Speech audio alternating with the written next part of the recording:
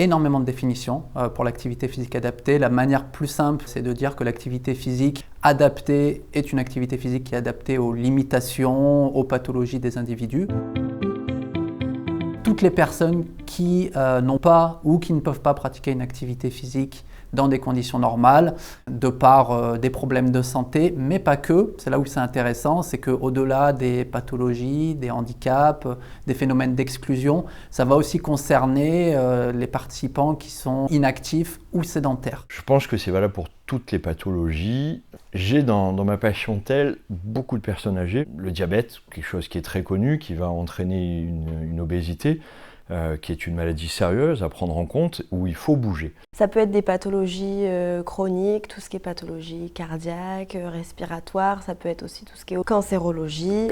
Moi, je travaille quasi essentiellement avec des personnes qui souffrent de schizophrénie, mais on a également des personnes qui ont des troubles bipolaires ou encore des troubles de la personnalité borderline, et également des personnes qui viennent quelques mois, on va dire, se ressourcer au sein de l'établissement parce qu'elles souffrent de dépression. On peut aussi encadrer les personnes dans tout ce qui est prévention primaire, dans le but justement de ne pas développer une pathologie chronique. Que ce soit un cancéreux, que ce soit un diabétique, que ce soit un hypertendu, que ce soit un dysthyroïdique ou dysthyroïdien, que ce soit quelqu'un qui a une pathologie, de toute façon, il doit avoir une activité physique adaptée. Et là, on revient au terme, activité physique adaptée à sa pathologie, à son âge, à sa morphologie. Mais tout le monde devrait faire une activité physique, même les bien portants.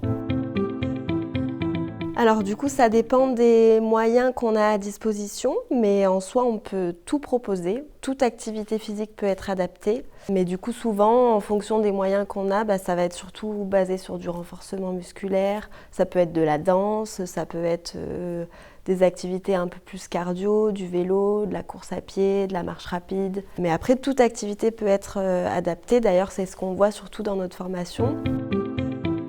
Alors, beaucoup de personnes peuvent encadrer l'activité physique adaptée. Vous avez les masseurs kinésithérapeutes, vous avez les ergothérapeutes, les psychomotriciens, et évidemment, vous avez également les enseignants en activité physique adaptée qui ont une formation universitaire dans des UFR, STAPS notamment.